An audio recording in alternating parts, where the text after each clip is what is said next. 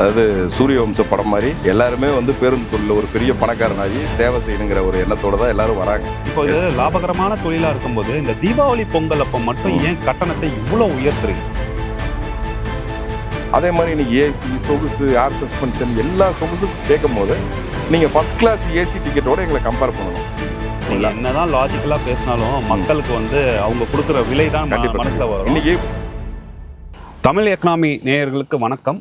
இன்று நாம் பார்க்க போகிற விருந்தினர் யாருன்னு பார்த்தீங்கன்னா தமிழ்நாட்டுக்கே வந்து தெரிஞ்சவர் அப்படின்னு சொல்லலாம். குறிப்பாக பொங்கல் தீபாவளி அன்னைக்கு இவர் தெரியாதவர்களே இருக்க மாட்டாங்க. தாரே டிராவல்ஸோட திருஞான சம்பந்தம். அவர் ஒரு நிறுவனத்தோட தலைவர் மட்டும் கிடையாது, தமிழ்நாடு ஆம்னி அசோசியேஷனோட மாநில செயலாளராகவும் இருக்கார். அந்த வகையில் மக்களுக்கும் அரசுக்கும் இடையில் வந்து ஒரு பாலமாக இருக்கார் அப்படிங்கிறதையும் சொல்லலாம். ஸோ அவரை தான் இன்றைக்கி நம்ம சந்திக்க போகிறோம். வணக்கம் ஐயா. வணக்கங்க.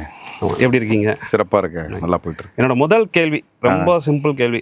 பேருந்து அப்படின்னு சொன்னாலே நமக்கு வர்றது வந்து சூரிய வம்சத்தில் சரத்குமார் வந்து ஒரே பாட்டில் பணக்காரர் ஆகிற மாதிரி தான். ஸோ பேருந்து வச்சிருக்கிறவங்கலாம் பெரிய பணக்காரங்க அப்படிங்கிறது தான் எங்களுடைய புரிதல். இந்த துறையை பற்றி கொஞ்சம் விரிவாக சொல்லிடுங்க. சொல்கிறேன். அதாவது சூரிய வம்ச படம் மாதிரி எல்லாருமே வந்து பேருந்து தொழிலில் ஒரு பெரிய பணக்காரனாகி சேவை செய்யணுங்கிற ஒரு எண்ணத்தோடு தான் எல்லோரும் வராங்க. ஓகே. முதல்ல இந்த பேருந்து தொழில்னு எடுத்துக்கிட்டிங்கனாவே இன்றைக்கி பேருந்து ஆம்னி பேருந்து அதை விட்டால் ஊருக்குள்ளார வந்து அந்த ரூட் பஸ்ஸு இது 2 பேருந்துகள் இருக்குது. அது எல்லாமே பெரிய பணக்காரங்க பண்ணுற தொழில். சரி. ஏன்னா அது வந்து பல கோடி ரூபா இருந்தால் தான் அந்த வண்டியை வாங்க முடியும். ரூட் பஸ்ஸு சொல்கிறீங்க? ரூட் பஸ்ஸில். சரி. ஆனால் ஆம்னி பேருந்துங்கிறது ஒரு பேருந்தோட விலை வந்து இன்னைக்கு ஒரு 85 லட்ச ரூபா குறைந்தபட்சம். அப்போ அது 85 லட்சத்துக்கு வாங்குறாருன்னா ஒரு பணக்காரன் தான். 85 லட்சமும் கடன் வாங்கிக்கலாம். கடன்காரராக இருக்கலாம், ஒரு பணக்காரராக இருக்குன்னு அவசியம் இல்லை. கடன் வாங்கி தான் இப்போ வாங்குறாங்க. எல்லாருமே கடன் இல்லாமல் எந்த பேருந்துமே கிடையாது. சரி சரி. 85 லட்சத்துலேருந்து 2.5 கோடி ரூபா வரலும் பேருந்துகள் இருக்குது இன்னைக்கு மார்க்கெட்டில். வால்வோ எடுத்துக்கிட்டிங்கன்னா 2.5 கோடி, பென்ஸ் மெர்சிடிஸ் பென்ஸ் இதெல்லாம் லைலாண்டு ஸ்லீப்பர் இதெல்லாம் வரும்போது ஒரு 80-85 லட்ச ரூபாயில் இருக்குது குறைந்தபட்சம். சரி. இன்றைக்கி குறைஞ்சது 2 பேருந்து வாங்கினா தான் வர முடியும். அதனால் ஒரு கோடீஸ்வரனாக இல்லாத இந்த தொழிலில் யாருமே இருக்க முடியாது. அதனால் இது ஒரு பெரிய கோடீஸ்வர தொழில் தான். கோடீஸ்வர தொழில். ஆமாம் ஆமாம். அதே மாதிரி ஒரு நாளைக்கு ஒரு 50,000 ரூபா இல்லாத இந்த பேருந்தை இயக்க முடியாது. ஒரு நாளைக்கு ஒரு 50,000 ரூபா இருந்தால் தான் இந்த பேருந்தை இயக்க முடியும். சரி. ஆப்ரேட்டிங் காஸ்ட் வந்துடும். அதனால் இந்த தொழில் வந்து மிகப்பெரிய தொழில் தான். ஆனால் இதில் வந்து சூரிய வம்சம் மாதிரி வளர முடியுமான்னு கேட்டிங்கன்னா, சரி, முதல்ல வந்து சேவை தொழில் செய்கிற எல்லாருக்குமே ஒரு ஒரு மனசு வந்து ஒரு 24 மணி நேரம் வேலை செய்கிற ஒரு தைரியத்தோடு இருக்கணும். அதே மாதிரி பேருந்து தொழில்னு எடுத்துக்கிட்டிங்கன்னா, மீதி இப்போ ஒரு ஹாஸ்பிட்டல் வச்சுருக்கோம்னா அது வந்து ஒரே இடத்துக்குள்ளார இருக்கும். ஒரு பெரிய இண்டஸ்ட்ரின்னு எடுத்திங்கன்னா ஒரு இடத்துக்குள்ளார தான் அவங்களோட இது இருக்கும். இப்போ இது எங்கள் இடத்துலையே எதுவுமே இருக்காது. காலையிலான குருவிகள் மாதிரி எல்லாம் பறந்து போயிட்டு அடுத்த நாள் வந்து இரவு வந்து சேரும் போது தான் தெரியுங்கிற மாதிரி, இது இரவு போயிட்டு காலைல நமக்கு பேருந்து வரும்போது தான் தெரியும். அதனால் இதுக்கு வந்து ஒரு மிகப்பெரிய தைரியம் இருக்கவங்க தான் முதல்ல இந்த தொழிலுக்குள்ளே வர முடியும். சரி சரி. முதல் இதுவாக. அதுக்கடுத்து இதில் வளர முடியுமான்னு கேட்டிங்கன்னா, அவ்வளோ பெரிய உழைப்பு இருக்கவங்களால மட்டும்தான் இந்த தொழிலில் வெற்றி பெற முடியும். உழைப்பு, அதை வந்து ஒரு சரியான ஒரு திட்டம், சரி, எல்லாமே இருக்கணும். ஏன்னா டீசலு, டிரைவரு, ரோடு, இது எல்லாத்தையுமே பார்க்கும்போது இதில் வந்து நம்ம வந்து ஒரு 50% நம்ம கண்ட்ரோலில் இருக்கும். மீதி 50% ரோட்டில் டிராஃபிக் ஆகிடுச்சுன்னா லேட் ஆகிடும். ஓகே. டோலு, சரி, அது மீறி இது இப்போ நீங்கள் இன்டர்நெட் இல்லைனா வந்து டோல் ஒர்க் ஆகாது, டோல் இல்லைனா நம்ம வந்து போக முடியாது. இது மாதிரி இன்னைக்கு நிறைய வந்து சார்ந்த தொழில் ஆயிடுச்சு இது. சரி சரி. அதனால் எல்லா தொழிலும் இருக்க கஷ்டம்தான் இந்த தொழிலில் வந்து. அதை விட என்னென்னா அது ஒரு கண்ட்ரோலுக்குள்ளே இருக்குது. இது கண்ட்ரோல் லெஸ்ஸாக இருக்கனால இன்றைக்கி வந்து இது ஒரு பெரிய ஒரு தைரியசாலியால் மட்டும்தான் பண்ணக்கூடிய ஒரு தொழிலாக இது இருக்குது. ஓகே. ஆனால் சூரிய வம்சம் மாதிரி கண்டிப்பாக வர முடியும். நாங்களே என்ன நினச்சிக்கிறோம் அப்படின்னா, ஒரு 4 பஸ் வாங்கி போட்டாலே வந்து அது ஓடிடும், ரொம்ப ஈஸியான தொழில் தான் நினச்சிட்டு இருந்தோம். பட் நீங்கள் சொல்கிறத பார்த்தா ரொம்ப கஷ்டமான தொழில் மாதிரி தான் இருக்குது. நீங்கள் எப்படி இந்த தொழிலுக்குள்ளே வந்தீங்க? எனக்கு ஒரு 12ஆம் வகுப்பு படிக்கும்போது ஒரு ஆசை இருந்துச்சு, ஒரு அரசியல்வாதி ஆகணுங்கிறத என்னோட ஆசை. எங்கள் வீட்டில் நாங்கள் 3 பசங்க. அப்பாவும் தமிழில் பிஹெச்டி பண்ணியிருக்காரு, அம்மாவும் தமிழில் பிஹெச்டி பண்ணியிருக்காங்க. அதனால் என்ன கண்டிப்பாக வந்து நான் நல்ல மார்க்கும் வாங்கியிருந்தேன். ஓகே. அதனால் என்னென்னா கண்டிப்பாக நான் இன்ஜினியரிங் போயே ஆகணும்னு ஒரு கட்டத்தில் கொண்டு போய் ஆர்ட்ஸ் காலேஜில் 2 நாள் கல்லூரி போனோன்னு கொண்டு போய், நீ மூத்த பையன், சரி, நீ வந்து படிச்சே ஆகணும் அப்படின்னு சொல்லிட்டு என்னை கொண்டு போய் ஒரு பொறியியல் கல்லூரியில் சேர்த்திட்டாங்க. சரி சரி. ஒரு 4 ஆண்டு பொறியியல் படித்தேன், மெக்கானிக்கல் இன்ஜினியரிங் தான் படித்தேன். ஓகே. எனக்கு படிக்கும்போது அது எனக்கு நானாக விருப்பப்பட்டு படிக்கல, அது போய் சேர வேண்டியதாகிடுச்சு, படிச்சுட்டேன். ஓகே. படித்து முடிச்சுட்டு எங்கள் அப்பாவோட தொழில் வந்து ஃபினான்ஸ் தொழில் தான். அந்த தொழிலை பண்ணுறதுக்காக சேலத்துலேருந்து சென்னைக்கு வந்தேன். சரி. சென்னைக்கு வந்தோடனே இங்கேருந்து போயிட்டு ஒவ்வொரு தடையும் வாரானா சனிக்கிழமை ஞாயிற்றுக்கிழமை சேலம் போயிட்டு வரதுன்னு ஒரு இதில் இருந்தேன். அப்போ வரும்போது ஞாயிற்றுக்கிழமையில் ஒரு 2-3 நாள் டிக்கெட் இல்லைங்கிற ஒரு சிக்கல் வந்துச்சு. சரி. அப்போ டிக்கெட் இல்லைங்கிறாங்களே. ஒரு நாள் நைட்டு போய் பஸ் ஏறதுக்கு போனேன், டிக்கெட்டு முடிஞ்சிருச்சு அப்படின்னா. சரின்னு கார் எடுத்துகிட்டு நானும் எங்கள் அப்பாவும் சென்னைக்கு வரோம். வரும்போது ஏன்னா டிக்கெட்டே இல்லைங்கன்னா, நீ சென்னையிலே இருக்க, சேலத்தில் நம்ம இருக்கோம், ஏன் பஸ்ஸு போடக்கூடாது அப்படி அப்படின்னு கேட்டு ஒரு இரவில் எடுத்த முடிவு தான். ஆரம்பிச்சிட்டீங்க. ஆமாம், ஒரு இரவில் எடுத்த முடிவில் பஸ்ஸுக்கு வந்தேன். அதனால் பேருந்து, இந்த வாகனம் இதெல்லாம் என்னையை அது செலக்ட் பண்ணிக்க சொல்லியே நான் அதை செலக்ட் பண்ணல. அது எனக்கு அதில் ஒரு பெரிய சந்தோஷம். ரெண்டாவது, இந்த தொழில் என்னென்னா, பயணம் எல்லாருக்குமே பிடிக்கும். எல்லாருக்குமே கார் ஓட்ட ஆசை இருக்கும், பயணம் போக ஆசை இருக்கும். அதனால் இது வந்து மக்களுக்கு வந்து ரொம்ப பிடிச்ச தொழில். அதேமாரி மக்களை சந்தோஷப்படுத்துகிற தொழிலாக எனக்கு இது தெரிஞ்சுது. Very good. அதனால் எனக்கு இந்த சுற்றுலா போகிறதெல்லாம், ஒரு தடவை சுற்றுலா போகிறதுக்கு வாய்ப்பு கிடைக்கிறதே வருஷத்தில் ஒரு 2 நாள். அந்த 2 நாள் ஒரு மனிதன் நம்ம சந்தோஷமாக கூட்டிகிட்டு போயிட்டு வராங்கிறதுல இதில் ஒரு மனநிறைவு எனக்கு பெருசாக கிடைச்சதுனால இந்த தொழில் எனக்கு பிடிச்சிருச்சு. அதுக்கப்புறம் அதை தொடர்ந்து செய்ய ஆரம்பித்தோம். அதனால் இன்றைக்கி நல்லா சிறப்பாக வந்து. இப்போ எவ்வளோ வண்டி வச்சுருக்கீங்கய்யா? எப்போ தொடங்குனீங்க தொழிலை? இது ஒரு 2009 தொடங்கினேன். சரி. இன்றைக்கி ஒரு 80 பேருந்து வச்சுருக்கேன். Very good. அடுத்து ஒரு 2 ஆண்டுக்குள்ளே ஒரு 200 பேருந்து இலக்கோட போயிட்டுருக்கேன். அப்போ நல்ல லாபகரமான தொழில் தான் இது. லாபகரமாக தொழில்னாவே லாபம் வரும் தான். சரி. அந்த தொழிலை எப்படி செய்யணுங்கிற மெத்தடில் தான் அந்த லாபங்கிறது முடிவாகுது. சரி. இப்போ இது லாபகரமான தொழிலாக இருக்கும்போது இந்த தீபாவளி பொங்கல் அப்போ மட்டும் ஏன் கட்டணத்தை இவ்வளோ உயர்த்துறீங்க? அதாவது இந்த கட்டண உயர்வுங்கிறத, கட்டண நிர்ணயம்னு ஒன்று இருந்தால் தானே உயர்வுன்னு ஒன்று இருக்கும். இதுதான் இதுக்கு ஒரு விலை. சரி. அப்படின்னு இருந்தால் இதுக்கு உயர்வுன்னு நீங்கள் சொல்லலாம். சரி. இந்த அரசு செய்கிற சேவை தொழில், நீ தொழில் எடுத்திங்கன்னா சேவை, வர்த்தகம் 2 இருக்குது. ப்ரொடக்ஷன் இருக்குது, வர்த்தகம் பண்ணுறது இருக்குது. அதை விட்டிங்கன்னா சர்வீஸ். இந்த சர்வீஸ் இண்டஸ்ட்ரியில் அரசும் மக்களும், அரசும் செஞ்சு ஒரு தனியாரும் செய்கிற எல்லா தொழிலுமே மக்கள் வந்து அதிகப்படியான விலைன்னு தான் சொல்லுவாங்க. நீங்கள் ஒரு மருத்துவமனைக்கு போனீங்கன்னா, தனியார் மருத்துவமனைக்கு போனீங்கன்னா அதிக விலைம்பாங்க. ஏன்னா அரசு அதை இலவசமாக கொடுக்கறதுக்கு இருக்குது. ஆமாம். கல்வி பார்த்தீங்கன்னா அதிக விலைன்னு சொல்லுவாங்க. சரி. ஏன்னா கல்வி இலவசமாக அரசு கொடுக்கறதுக்கு இருக்குது. அப்போ அதனால் அது விலை உங்களுக்கு அதிகமாக தெரியுது. அது மாதிரி பேருந்து வந்து அரசாங்கம் வச்சுருக்கனால உங்களுக்கு இதை விலையை வந்து உங்களுக்கு பார்க்க அதிகமாக தெரியுது. நம்ம அரசாங்கத்தோட கட்டணத்தையும் உங்கள் கட்டணத்தையுமே நம்ம வந்து கம்பேர் பண்ணல. உங்களுடைய கட்டணங்கள், அதாவது தீபாவளி பொங்கல் அற்ற மற்ற நாட்கள்ல இருக்கிற கட்டணங்களையும் இந்த மாதிரி விழா காலங்கள்ல இருக்கிற கட்டணமே நம்ம கம்பேர் பண்ணும்போது ஒரு 900 ரூபாய் இருக்குதுன்னு வச்சுக்கோங்களேன் சாதாரண நாட்கள்ல. விழா காலங்கள்ல 2000 3000 போகும். ஸோ நம்ம அரசுக்கும் உங்களுக்கும் கம்பேர் பண்ணல, உங்களுக்கு நம்ம கம்பேர் பண்ணும்போது இவ்வளோ வித்தியாசம் வருது. அதுதான் இப்போ என்னன்னா, இப்போ நீங்கள் சென்னையிலேருந்து இப்போ ஒரு தீபாவளிக்கு எடுத்துக்கிட்டிங்கன்னா, இங்கேருந்து ஒரு 10,000 பேர் போவாங்க. ஆமாம். ஒரு ஊருக்கு குறைந்தபட்சம் ஒரு 10,000 பேர் போகிறாங்க. அங்கேருந்து யாருமே வரமாட்டாங்க. அங்கேருந்து வாகனம் காலியாக தான் வரும். சரி. அப்போ வரும்போது எங்களுக்கு அந்த டபுள் காஸ்ட் வாங்கினா தான் எங்களுக்கு அது கட்டுப்படி ஆகும். அதே மாதிரி வார நாட்களில் எடுத்துக்கிட்டிங்கன்னா, ஒரு திங்கள், செவ்வாய், புதன், வியாழன் 4 நாளும் ஒரு 50% ஆக்குபன்சியில் தான் வண்டி போகும். சரி. மீதி 50% ஆகாது. எங்களுக்கு அது கட்டுப்படி ஆகாது. அது எல்லாம் இந்த விழா காலங்கள்னு வருஷத்துக்கு ஒரு 50 நாள் இருக்குது. அந்த 50 நாளை நம்பி தான் மீதி இருக்க 300 நாள் நாங்கள் வாகனங்களே ஓட்டுறோம். சரி. இந்த 50 நாளில் வர வருமானத்தை எடுத்து தான் அந்த கடன்லாம் நாங்கள் அடைக்க முடியும். அதனால் இன்றைக்கி எங்களுக்கு ஒரு பேருந்துன்னு எடுத்துக்கிட்டிங்கன்னா, இன்றைக்கி 80 லட்ச ரூபா, மாதம் ஒரு 1.5 லட்சத்துலேருந்து 2 லட்ச ரூபா இஎம்ஐ இருக்கும். அது ஒரு வாகனத்துக்கு, புது வாகனத்துக்கு எடுத்துக்கிட்டிங்கன்னா 2 லட்ச ரூபா. வரி பார்த்தீங்கன்னா எங்களுக்கு 3 மாதத்துக்கு ஒரு தடவை ஒரு சீட்டுக்கு ஒரு ஸ்லீப்பராக இருந்தால் 4000 ரூபா வரி. ஒரு சீட்டுக்கு எத்தனை சீட் இருக்குது? 36 சீட் இருக்கும். 36 சீட்டு ஒரு 1.5 லட்ச ரூபா வரலும் உங்களுக்கு வந்து ஒரு 40,000 ரூபா வந்துடுது. அது ஒரு மாதத்துக்கு ஒரு 40,000, டெய்லி ஒரு 1000 ரூபா வந்துடும், 1500 ரூபா வந்துடும். சரி. சீட்டுக்கு. அது இல்லாத இன்சூரன்ஸு, டீசல் ஒரு நாளைக்கு எடுத்துக்கிட்டிங்கன்னா, ஒரு இங்கேருந்து மதுரைக்கு போகணுன்னா குறைஞ்சது ஒரு 20,000 ரூபாய்க்கு டீசல் போட்டால் தான் போகும். இந்த கணக்கு சொல்லிடுங்க. ஒரு சீட்டுக்கு 1000 ரூபா வந்துடுதுங்கிறீங்க. ஒரு குவார்ட்டருக்கு 1500 ரூபா ஒரு மாதத்துக்கு. ஒரு நாளைக்கு சராசரி 1500 ஒரு வண்டிக்கு வரி. ஒரு வண்டி ஃபுல்லாக வண்டி ஃபுல்லாக 1500 ரூபா வரி வந்துடும். இது எல்லாத்தோட காஸ்ட்டும் போட்டிங்கன்னா, ஒரு நாளைக்கு வண்டி ஓடாமல் நின்றுச்சுன்னா கூட, அன்றைக்கி நான் ஹோட்டலில் நிறுத்தி வச்சுருந்தேன்னா ஒரு 12,000 ரூபா 10,000 ரூபா இருந்தால் தான் அந்த வாகனத்தை நிறுத்த முடியும். சரி. அப்போ எங்களுக்கு வந்து இங்கேருந்து டீசலை போட்டு இன்னும் போனீங்கன்னா ஒரு 30,000 ரூபா மதுரைக்கு போகிறதுக்கு செலவாகுதுன்னா, அந்த 30,000 எங்களுக்கு வந்து பாதி நாள் பார்த்தீங்கன்னா ஒரு 20,000 ரூபா கலெக்ஷன் கூட இருக்காது. சரி. 10,000, 8,000, 20,000 இந்த கலெக்ஷன் தான் இருக்கும். சரி. அப்போ நாங்கள் அதெல்லாம் எங்கே வந்து இது பண்ண முடியும்னா, இந்த மாதிரி ஒரு பண்டிகை காலத்தில் அந்த ஒரு 50 நாட்கள் மட்டும்தான் சரி எங்களால் அதை ஈடு பண்ண முடியும்.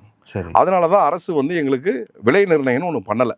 சரி. ஏன்னா இது ஒப்பந்த பேருந்து, அது என்ன காசு கிடைக்குதோ அந்த காசுக்கு போகலாம் அப்படிங்கிறது வந்து வச்சுருக்காங்க. நீங்கள் அரசு பேருந்து இருக்கிறனால தான் இது உங்களுக்கு வித்தியாசமாக தெரியுது. இப்போ இதுவே ஃப்ளைட் டிக்கெட் இன்றைக்கி அதே மாதிரி தான் பண்ணிகிட்டு இருக்காங்க. ஆமாம். இன்றைக்கி எல்லாமே டைனமிக் டிக்கெட்டிங் ஆகிடுச்சு. சரி. அதே மாதிரி இன்றைக்கி ஹோட்டல்ஸ் எடுத்துக்கிட்டிங்கன்னா டைனமிக் ஆகிடுச்சு. ஏன்னா இது எல்லா நாளுமே எங்களுக்கு அந்த ஆக்குபன்சி இல்லை அப்படிங்கிறதுனால, அந்த ஆக்குபன்சி ஆகிற நாளில் தான் நாங்கள் அதை சம்பாதிக்க முடியுங்கிற இது இருக்கனால. உங்கள் தொழிலும் இந்த பட்டாசு தொழில் மாதிரி திருவிழா காலங்களை முன்னிட்டு தான் நீங்கள் வந்து நஷ்டத்தையாவது ஈடுகட்ட முடியும். இது உங்க பக்கம் இருக்க நியாயம். ஆனா மக்கள் வந்து ரொம்ப சிரமப்படுறாங்களே. அதுதான் நாங்க வந்து இப்ப என்னன்னா, மக்கள் ஒரு 2 நாள் முன்னாடி போயிட்டாங்கன்னு வச்சுக்கோங்களேன், அவங்களுக்கு அந்த இது விலை இருக்காது. சரி. இப்போ தீபாவளிக்கு ஒரு நாள் 2 நாள் தான் நாங்கள் அந்த விலையை வச்சுருப்போம். ரிட்டர்ன் வரும்போது அந்த ஒரு நாள் தான் இருக்கும். அந்த நாட்களில் மட்டும்தான் எங்களுக்கும் அது. இப்போ நானே வந்து ஒரு பொறியியல் படிச்சு என் நண்பர்கள் இருக்கானா, ஒரு 25,000 சம்பளம் வாங்குறானா, குடும்பத்தில் 4 பேர் இருக்கானா, ஊருக்கு போய் 2,000 போகிறதுக்கு 10,000 வரத்துக்கு 10,000 வாங்கிட்டா அவன் வந்து அது பெரிய கஷ்டமாக என் நண்பர்கள் நிறைய பேர் சொல்லுவாங்க, இவ்வளோ பெரிய பணத்தை வாங்கிறீங்கன்னு. ஆனால் நான் சொல்கிறேன், அதுக்கு வந்து சாதாரண பேருந்துகள் இருக்குது. இப்போ ஒரு சீட்டு பேருந்து 55 சீட்டு போடலாம் ஒரு வண்டியில். ஆமாம். 55 பேர் போகும்போது எனக்கு அது என்ன செலவாகுது, அதே 36 பேர் படுத்துட்டு போகும்போது அது அப்படியே எனக்கு டபுளாக செலவாயிடும். அதே மாதிரி இன்னைக்கு ஏசி, சொகுசு, ஏர் சஸ்பென்ஷன் எல்லா சொகுசும் கேட்கும் போது நீங்கள் ஃபஸ்ட் கிளாஸ் ஏசி டிக்கெட்டோட எங்களை கம்பேர் பண்ணணும். அந்த டிக்கெட்டோட கம்பேர் பண்ணுறதுனா நாங்கள் மற்ற நாளில் வச்சிருக்க விலை ரொம்ப குறைவு. டிமாண்ட் சப்ளை தான். நம்ம இந்திய பொருளாதாரமே அதை நோக்கி தான் போகும்போது உங்களை மட்டும் தனித்து நம்ம வந்து பேச முடியாது. ஓகே தான். ஆனால் இந்த மாதிரி பண்டிகை காலங்கள் வந்து நமக்கு நாட்கள் முன்னாடியே தெரிஞ்சிடும். உங்களுக்கு வந்து இந்த புக்கிங்லாம் வந்து கொஞ்சம் முன்னாடி வச்சிங்க அப்படின்னா, முன்னாடி புக் பண்ணுறவங்களுக்காவது நீங்கள் கம்மியாக கொடுக்கலாம்ல. ஆனால் கடைசி நேரம் வரைக்கும் அது வந்து நமக்கு டிக்கெட் கிடைக்காம வச்சு கடைசியில் ஓப்பன் பண்ணி. இல்லை, அப்படிலாம் பண்ணுறதே இல்லை. நாங்கள் 90 நாளைக்கு முன்னாடி ஆட்டோமேட்டிக்காக எங்கள் டிக்கெட் ஓப்பன் ஆகிடும். சரி. நாங்களும் இந்த டைனமிக் டிக்கெட்டிங் அந்த இதுதான் கொடுத்துருக்கோம். ஓகே. அதனால் அவன் அதில் வந்து ஆட்டோமேட்டிக்காக அந்த எந்த நாள்லாம் பிஸியாக இருக்கும் அன்றைக்கெலாம் ஆட்டோமேட்டிக்காக டிக்கெட் விலை ஏறிடும். அதனால் வந்து எங்களுக்கு அது இருந்தால் தான் கட்டுப்படி ஆகும். இன்றைக்கி பேருந்து தொழில் எடுத்துக்கிட்டிங்கன்னா சராசரி ஒரு வருஷத்துக்கு 100 பேர் புதுசாக உள்ளே வராங்க. 100 பேரில் ஒரு 20 பேர் சஸ்டெயின் ஆகிறதே ரொம்ப கஷ்டம். ஓகே. காரணம் என்னன்னு கேட்டிங்கன்னா, இன்றைக்கி சென்னை டு மதுரைக்கு எத்தனை பேருந்து இருக்குன்னு நினைக்கிறீங்க ஒரு நாளைக்கு? ஒரு ஆமணி பேருந்து ஒரு 100 இருக்குமா? 100. கோயம்புத்தூருக்கு எவ்வளோ இருக்குன்னு நினைக்கிறீங்க? கோயம்புத்தூருக்கு ஒரு 80 அந்த மாதிரி இருக்கும். ஆமாம். கோயம்புத்தூருக்கு 300 பேருந்து ஒரு நாளைக்கு இருக்குது. சரி. மதுரைக்கு வந்து 600 பேருந்து இருக்குது. 600 அவ்வளோ இருக்குது. சரி. இப்போ இந்த போட்டிகளை வந்து நாங்கள் எப்படி வந்து மாற நாளில் பார்த்தீங்கன்னா, இந்த 600 பேருந்துக்கும் இப்போ முதல்லையாச்சும் சீட்டு வண்டின்னு வச்சுக்கோங்களேன், லாஸ்ட் ரோ யாரும் வாங்க மாட்டாங்க. அதுக்கு அடுத்த ரோ வந்து கொஞ்சம் இது பண்ணி வாங்குவாங்க. ஒரு 50 சீட்டில் ஒரு 10 சீட்டு போயிடுச்சு, மீதி 40 சீட்டுக்கு எந்த பிரச்சனையுமே இல்லாமல் ஃபில் ஆகிடும். ஒரு நல்ல நம்ம நிறுவனம் நல்ல பேர் வச்சுருக்கோம் அப்படின்னா அந்த நிறுவனத்துக்கு அந்த 40 சீட் ஆகிடும். மீதி இருக்க 20 சீட்டு தான் எந்த வண்டியிலும் இல்லைனா வந்து போடுவான். ஆமாம். இன்றைக்கி இந்த 36 சீட்டு வந்தவொடனே என்ன ஆகிடுச்சுன்னா, சிங்கிள் ஸ்லீப்பர் கீழே அதுவும் கிரவுண்ட் ஃப்ளோரில் இருக்கிறது ஒரு 5 தான் இருக்கும். 5லேருந்து 6 இருக்கும். அந்த 6 சீட்டு என் வண்டியில் ஃபுல் ஆகிடுச்சுன்னா அடுத்த வண்டிக்கு ஃபுல் ஆகுது, அடுத்த வண்டிக்கு ஃபுல் ஆகுது, அடுத்த வண்டிக்கு. இந்த டபுள் அப்பர்லாம் வந்து பார்த்திங்கன்னா பெரும்பாலும் யாரும் போடுறதே இல்லை. அது கடைசி நேரத்தில் இல்லைன்னா தான். அதனால் இன்றைக்கி வந்து ஒரு 36 சீட்டை ஃபுல் பண்ணுறத இன்றைக்கி வந்து எந்த நிறுவனத்துக்குமே அது ஒரு பெரிய சாத்தியம் இல்லாத ஒரு விஷயமா வார நாளில் இருக்குது. அதனால் அந்த விலையை வந்து எங்களால் கட்டுப்படுத்த முடியல. என்னதான் லாஜிக்கலாக பேசினாலும் மக்களுக்கு வந்து அவங்க கொடுக்குற விலை தான் மனசில் வரும். இன்றைக்கி 300 ரூபாய்க்கு மதுரைக்கு இன்றைக்கி போனீங்கன்னா வண்டி இருக்குது. இன்றைக்கி போனீங்கன்னா 300 ரூபா தான் ஓட்டி தான் ஆகணும். ஆமாம். ஏன்னா எங்களுக்கு இன்றைக்குள்ளே தக்காளி மாதிரி காய்கறி மாதிரி இன்றைக்குள்ளே அதை விற்றாகணும். சரி. இன்றைக்கி இரவு வண்டி போய் ஆகணும். இன்றைக்கி இரவுக்குள்ளார நான் விற்றாகணும். சரி. அப்படிங்கும்போது அந்த விலையை வந்து எங்களால் குறைக்கிறதுனா வந்து எவ்வளோ குறைய போதோ அவ்வளோ குறைச்சிருவோம். விளைச்சல் மாதிரி தான், விவசாயம் மாதிரி தான். அது என்றைக்கு வந்து அதிக விளைச்சல் இருந்தால் ஒன்றுமே இல்லைங்கிற மாதிரி எங்களுக்கு டிக்கெட் இல்லைன்னா விலையை ரொம்ப குறைச்சிருவோம். சரி. டிக்கெட் இருக்கிற அன்றைக்கி அதை ஏற்றி விற்கிற அன்றைக்கி மட்டும்தான் எங்களுக்கு வாய்ப்பே அது. சரி.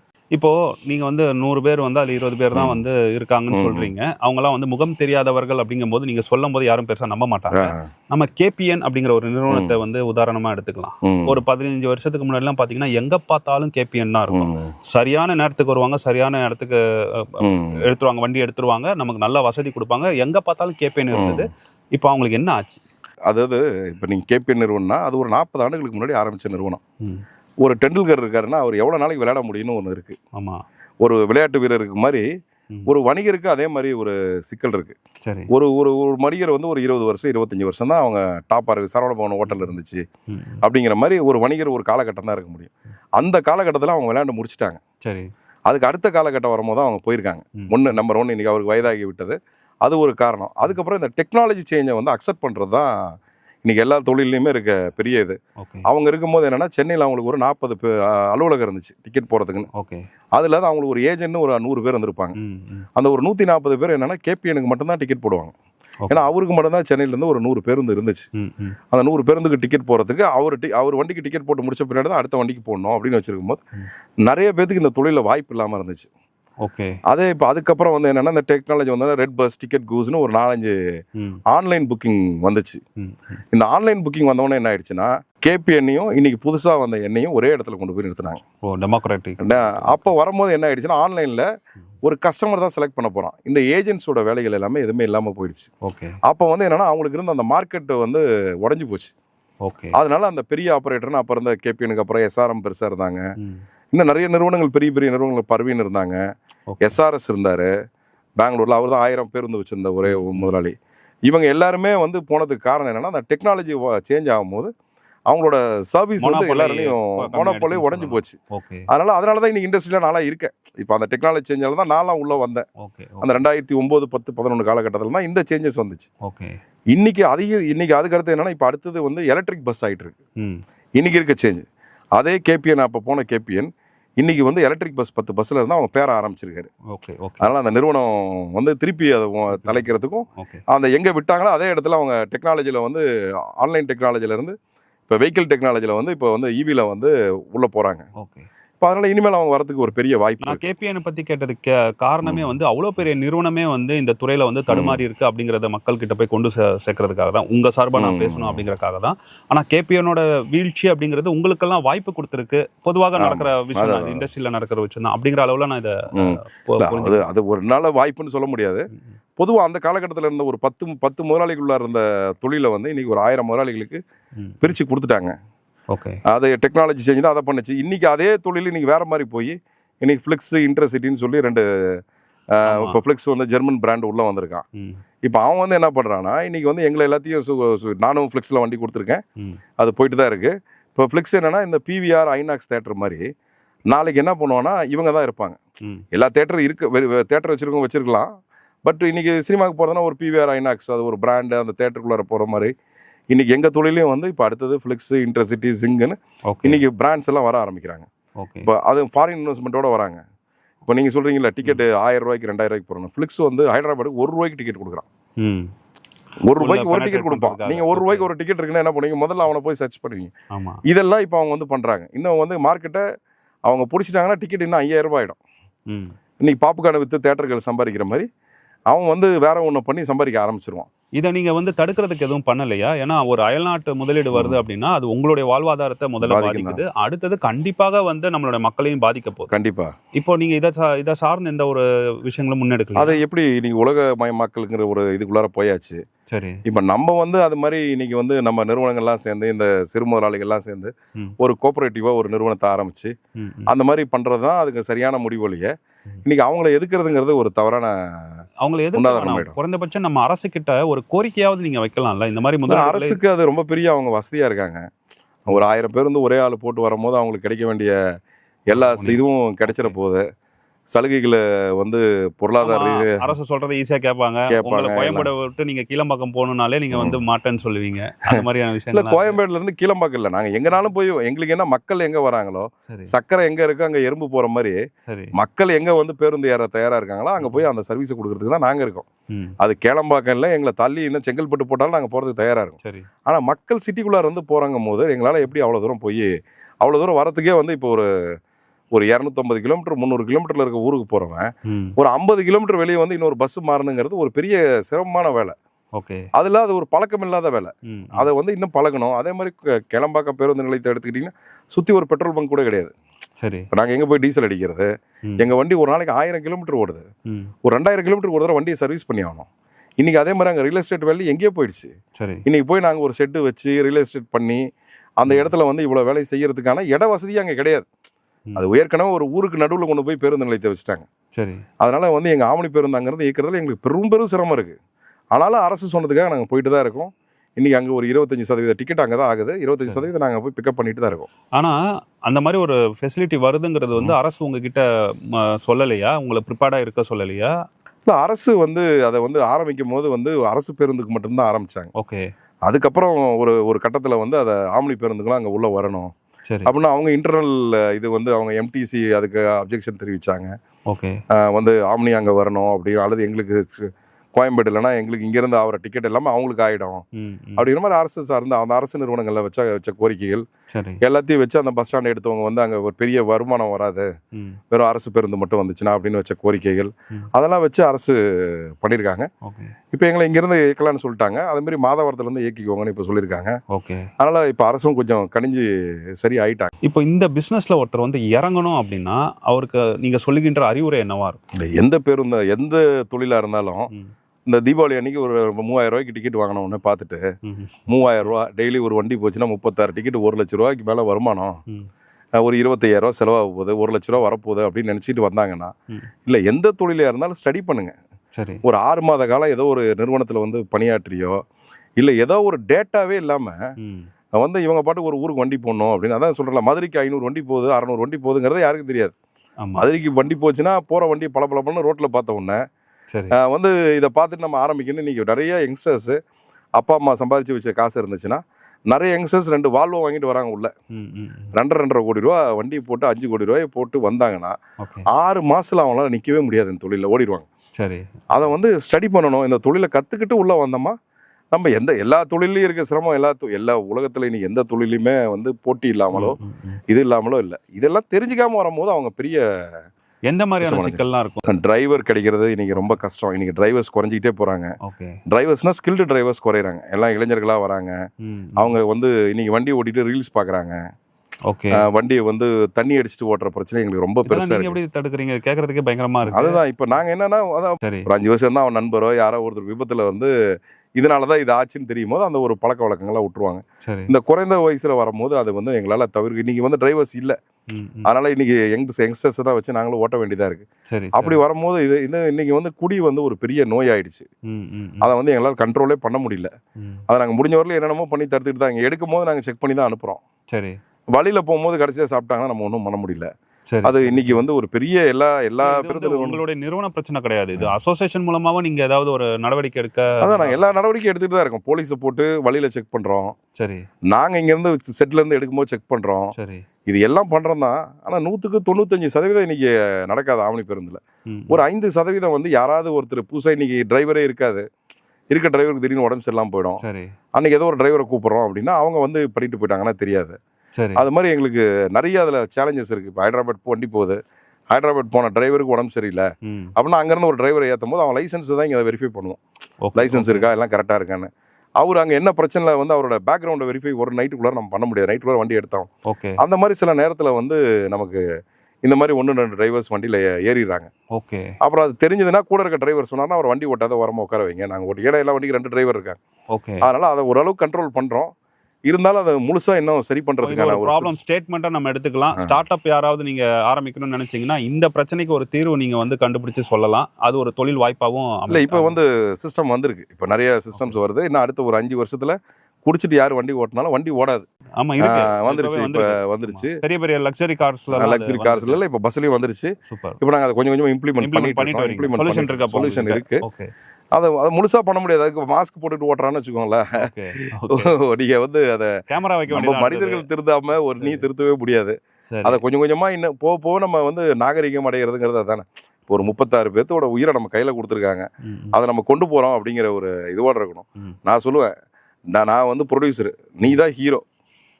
நான் வந்து இன்னைக்கு ஒரு சுற்றுலா அனுப்புறேன்னா ஒரு வந்து ஃபாரின்ல இருந்து ஒரு 30-40 பேர் வராங்க.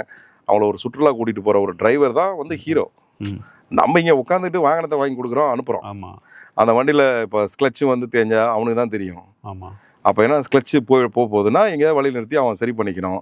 டயர் என்ன கண்டிஷனில் இருக்குன்னு அவருக்கு தான் தெரியும். அது எல்லாத்தையும் பார்த்து அவர் தான் கூட்டிகிட்டு போகிறாரு. அவர் வந்து போயிட்டு வந்தாருன்னா அந்த ஒரு 10 நாள் வெளியே சுற்றுலா போயிட்டு வந்தாங்கன்னா வெளிநாட்டிலேருந்து வரவங்க இந்த டிரைவர் ஒழுங்காக நடந்துட்டாருன்னா நம்ம தமிழ்நாடே சிறப்பாக இருக்கு. இது எல்லாம் சிறப்பும்பாங்க. இந்த ஒரு ஆள் சரியில்லைனா மொத்தமும் மோசம். அதனால நாங்களும் அந்த மாதிரி ட்ரைனிங்லாம் கொடுக்குறோம். நிறைய டிரைவர்ஸ் ட்ரைனிங் ப்ரோக்ராம் நடத்துகிறோம். ஐஐடியோட சேர்ந்து டிரைவர்ஸ் ட்ரைனிங் ப்ரோக்ராம் வைக்கிறோம். இது எல்லாமே நாங்கள் பண்ணிட்டு இருக்கோம். இருந்தாலுமே இன்னும் அதை சரி பண்ணி முழுசாக முடிக்க முடியல. ஏன்னா இதுக்குன்னு ஒரு அது என்ன சொல்ல, இது ஒரு அன்ஆர்கனைஸ் செக்டார் தான். ஆர்கனைஸ்டான செக்டார் கிடையாது. இந்த டிரைவர்ஸ் எல்லாமே ஒரு ஆர்கனைஸ்டு செக்டாருக்குள்ளார வரும்போது தான் இப்போ சரி பண்ணவே முடியும். இது டிரைவர் பிரச்சனை சொன்னீங்க. வேற என்னென்ன பிரச்சனை வரும் இந்த தொழிலை நடத்துவதற்கு? இப்போ நீங்கள் பணம் வந்து மற்ற தொழிலில் வந்து நீங்கள் ஒரு சரக்கு வாங்குறீங்க கொடுக்குறீங்கன்னா 2 தான். வாங்குறவன்ட்ட கடன் வாங்கிக்கலாம், அப்புறம் பண்ணிக்கலாம், எல்லாம் பண்ணிக்கலாம். இதை டீசல் போட்டால் அன்றைக்கே பணம் கொடுக்கணும். வண்டி எடுத்துகிட்டு போகிறீங்கன்னா ஒரு டோல் பாஸ் ஆகும்போது பணம் இருந்தால் தான் பாஸ் ஆகும். ஆமாம். டேக்ஸ் கட்டுறதுக்கு அந்த தேதிக்குள்ளார கட்டியே ஆகணும். இன்சூரன்ஸ் 1ஆம் தேதி முடியுதுன்னா 1ஆம் தேதி நீங்கள் இன்சூரன்ஸ் போடணும். முதல்ல பொருளாதாரத்தை வந்து கொஞ்சம் வசதி இல்லாத ஆள் இந்த தொழிலுக்குள்ளார வந்தால் இந்த சிக்கலுக்குள்ளாரையும் மாட்டிக்கோங்க. டேக்ஸ் கட்டுறது, இன்சூரன்ஸ் கட்டுறது, இஎம்ஐ கட்டுறது, டோலுக்கு பணம் போகிறது, டீசலுக்கு பணம் போகிறது, டிரைவருக்கு பணம் கொடுக்கறது, வண்டியை கிளீனஸ்க்கு டெய்லி ஆகிற செலவு, மெயின்டெனன்ஸ் எக்ஸ்பென்ஸு, டயர் மாற்றுறது, இது மாதிரி இதில் செலவு பார்த்தீங்கன்னா உங்களுக்கு கடன்னு ஒரு நாளைக்கு போயிட்டே இருக்கும். இது இத்தனையும் வந்து பார்க்குற அளவுக்கு பொருளாதார வசதி முதல்ல வேணும். 2வது இதெல்லாம் பார்க்க தெரியணும். ஒரு டயர் என்ன கண்டிஷனில் இருக்குது, ஒரு என்ஜின் என்ன கண்டிஷனில் இருக்குது, என்ஜினுக்கு கரெக்டாக சர்வீஸ் பண்ணி வச்சுருக்கோமா, இது எல்லாம் பார்க்க தெரியாத ஒருத்தர் வணிகத்துக்குள்ளார வந்தால் ஒரு நல்லா இருக்க இன்ஜினை ஆயில் இல்லாமல் ஓட்டினா அன்றைக்கி முடிஞ்சு போச்சுன்னா அன்றைக்கி ஒரு 10 லட்ச ரூபா செலவு வந்துடும். சரி. அந்த வந்து இதெல்லாம் பார்த்து முதல்ல தெரியணும். 2வது வயபிலிட்டி. ஒரு ரூட் இருக்குன்னா அந்த ரூட்டில் வந்து ஓட்டி லாபம் வருமா அப்படிங்கிறத அந்த வயபிலிட்டி பார்க்க தெரியணும். தெரியாமல் இவங்க பாட்டுக்கு இவங்க சொந்த ஊர் ஒன்று இருக்கும், அந்த ஊருக்கு ஒரு வண்டி விடணும் அப்படிங்கிறத எல்லாரோட முதல் கனவு. இந்த ஊரில் நீங்கள் அப்படி தானே நானும் அப்படி தான் விட்டேன், எல்லாரும் அப்படி தான். அந்த பெருமையை மட்டும் பார்த்துக்கிட்டு இருந்தப்பா இதில் போயிட்டு வந்தால் என்ன லாபம் இருக்குங்கிறத யாருமே பெருசாக பார்க்கறதில்ல. அந்த நுணுக்கத்தை கற்றுக்கிட்டாங்கன்னா யார் வேணால் இந்த தொழிலை பண்ணலாம். சரி. கஸ்டமர் மூலமாக ஏதாவது கம்ப்ளைண்ட் வருதா? கஸ்டமர் வந்து இன்னைக்கு என்ன ஆயிடுச்சுன்னா இந்த ரேட்டிங்னு ஒன்று கொண்டு வந்துட்டாங்க. ஆமாம். இந்த ரேட்டிங்கில் என்னென்னா கஸ்டமர் நினைக்கிறது பூரா உள்ளே செய்யணும்னு நினைக்கிறான். நாங்கள் கஸ்டமர் தான் காட், அதில் ஒன்றும் சந்தேகம் கிடையாது. கஸ்டமரில் வந்து ஒரு 80% கஸ்டமர் வந்து நமக்கு போயிட்டு வந்தால் நல்ல இது. ஒரு 20% கஸ்டமர் கொஞ்சம் குறை சொல்கிற ஒரு மனநிலையோட தான் இருப்பாங்க. இல்லை அவங்க குறை எங்களால் தீர்க்க முடியலையான்னு தெரில. அதை வந்து எப்படி சொல்லலாம், க்ளீன்னஸ் இல்லைன்னு சொல்லுவாங்க. க்ளீன்னஸ்னால் இப்போ எங்களுக்கு இங்கேருந்து சென்னையிலேருந்து போகுதுன்னா ஸ்க்ரீனை வந்து ஒரு வாரம் ஒரு தடவை துவைப்போம். பெட்ஷீட் தலைக்காடி டெய்லி துவைச்சாலும் ஸ்க்ரீனில் யாராவது சாப்பிட்டு துடைச்சிட்டு போயிடுவாங்க. சரி. இப்போ அடுத்து ஏறவங்களுக்கு என்னவோ அந்த இடத்துல பார்க்க கொஞ்சம் அருவருப்பாக தான் இருக்கும். இது எங்களால் ஒரு ட்ரிப்பு முடிஞ்சால் தான் அதை கிளியர் பண்ண முடியும். ஓகே. அதே மாதிரி பெட்டில் என்ன பண்ணுவாங்கன்னா இவங்க வந்து சிங்கிள் ஸ்லீப்பர் வாங்கியிருப்பாங்க. சரி. அந்த டபுள் ஸ்லீப்பர் போட்டவர் செங்கல்பட்டில் இருப்பார். ஸோ இவர் இங்கே சென்னையை தாண்டும் போது அந்த சீட்டு காலியாக இருக்க மாட்டேங்குன்னு இவர் ஏறி படுத்துருவார். ஓகே. இவர் படுத்தவுடனே அவங்க வந்து ஏறினவுடனே இந்த பெட்ஷீட் தலைகாணி மாற்றி கொடுங்கங்கிறாங்க. ஓகே. அவர் படுத்துட்டு இருந்தாரு. எங்களால் அந்த இடத்துல இது ஓடிட்டு இருக்க வண்டி, இதில் இதை பண்ண முடியாது. ஆமாம். இந்த மாதிரி வந்து பார்த்தீங்கன்னா சில எங்களால் மெயின்டைன் பண்ண முடியாத ஒரு சில விஷயங்கள் இருக்குது. இது கஸ்டமருக்கு இடைஞ்சலாக இருக்கிறதா. அதே மாதிரி இப்போ உள்ள சாப்பிட்டு கையை கழுவுறதுக்கு எங்கேயும் வழி கிடையாது. என்ன பண்ணுவாங்க, ஏதோ ஒன்றில் தொடச்சிருவாங்க. சரி. இது மாதிரி வந்து மெயின்டெனன்ஸ் எங்களுக்கு வந்து இந்த க்ளீன்னஸ் இஷ்யூ நிறையா. அதே மாதிரி இந்த ஷூவை போட்டுட்டு வந்து நிறைய பேர் என்ன பண்ணுவாங்க, ஷூவை கழட்டி விட்டாங்கன்னா ஸ்மெல்லு உள்ளே உட்கார முடியாது. அது பஸ்ஸுக்குள்ளார ஸ்மெல் அடிக்குன்னு நினைப்பாங்களே, அந்த ஷூவில் ஸ்மெல் அடிக்குன்னு பாதி பேருக்கு தெரியாது. இப்போ நாங்களாம் என்னென்னா பஸ்ஸில் ஏறிப்பார் அது ஷூ ஸ்மெல். ஏன்னா இப்போ இவங்க கீழே படுக்கிறவங்களுக்கு அந்த ஷூ அவங்களுக்கு அடியிலே இருக்கும். அவங்களுக்கு மட்டும் தான் ஸ்மெல் அடிச்சிட்டு சார் வண்டியில் ஒரே ஸ்மெல்லு சார், உட்கார முடியல. அது அடியில் வச்ச ஷூவோட ஸ்மெல்லு. இது நீங்கள் பெருசாக போனீங்கன்னா ஒரு பொது எபிசோடே போடலாம் போல. ஆமாம் ஆமாம். அது பெண்கள் வந்து ஒரு வயது பெண்கள் போகும்போது இந்த ஃபோனை பேசுகிறாங்க பார்த்தீங்களா, அதை வந்து தொடர்ந்து இவங்க வந்து ஃபோனை பேசிகிட்டே இருக்கும்போது பக்கத்தில் இருக்கவனுக்கு அது கேட்குதுங்கிறதே தெரியறதில்ல. இது நிறைய பேத்துக்கு அந்த எக்ஸ்பீரியன்ஸ் இருக்கும். ஒரு பொண்ணு உட்காந்து ரொம்ப பேசிகிட்டே இருந்தால் என்ன பண்ணுவாங்க, அந்த பெண்ணை யாரை பார்க்கணும் பக்கத்தில் இருக்கவன் ஏதோ ஒரு பண்ணிவிடுவான். கேட்டால் அது கடைசியாக பிடிச்சி நாங்கள் போலீஸ் ஸ்டேஷனில் கொண்டு போய் ஒப்படைக்கும். அந்த பொண்ணு அப்படி பேசிட்டு வந்துச்சு சார், இப்படி பேசிட்டு வந்துச்சு. இது நடந்திருக்காது மாதிரி நிறைய இந்த விஷயங்கள் நிறைய நடக்குது தான். தொடர்ந்து வந்து வரும்போது அவங்க ஆண் நண்பர்களோட ஒரு 2-3 நாள் மாறி மாறி வந்தாங்கன்னா அதை பார்த்துட்டு ஒருத்தன் ஏதோ ஒரு சிக்கலை கொண்டு நிறுத்துறாங்க. அவனும் தொடர்ந்து பயணிப்பான். இந்த பெண்களும் தொடர்ந்து பயணிக்கும் போது இந்த சிக்கல்கள் வந்து வருது. இதை நாங்களே எவ்வளோ இதை வந்து அதாவது என்ன சொல்றது, இது வந்து லட்சத்தில் ஒன்று தான். ஒரு 6 மாதத்துக்கு ஒரு தடவை இந்த மாதிரி ஒரு சின்ன எக்ஸ்பீரியன்ஸ் வந்து ஒவ்வொரு ரூட்லேயுமே எங்களுக்கு வருது. இப்போ அது நிறைய அது வந்து இதுதான், அதாவது எங்களுக்குள்ளார இல்லை, பயணிகளுக்குள்ளார அது நடக்கிற ஒரு, அது எந்த மோட் ஆஃப் டிரான்ஸ்போர்ட்டில் போனாலுமே இது நடக்கிறதுக்கு வாய்ப்பு இருக்குது. ஆனால் பஸ்ஸில் ரொம்ப கம்மி. இப்போ ட்ரெயின்னா உங்களுக்கு அதில் வந்து யாரும் கண்ட்ரோல் கிடையாது. இது 36 பேத்துக்கு 2 டிரைவர் இருக்காங்க. ஸோ அப்போ நாங்கள் கண்ட்ரோல் பண்ணிடுறோம். இதை மீறி சின்ன சின்ன பிரச்சனைகள் வந்துக்கிட்டு தான் இருக்குது. அதை நாங்கள் ஓரளவுக்கு அமைக்கபிளாக சால்வ். அப்போ உள்ளே வந்து சுகர் பேஷண்ட்ஸ் இருப்பாங்க, வயதானவர்கள் இருப்பாங்க, குழந்தைகள் இருக்கும்.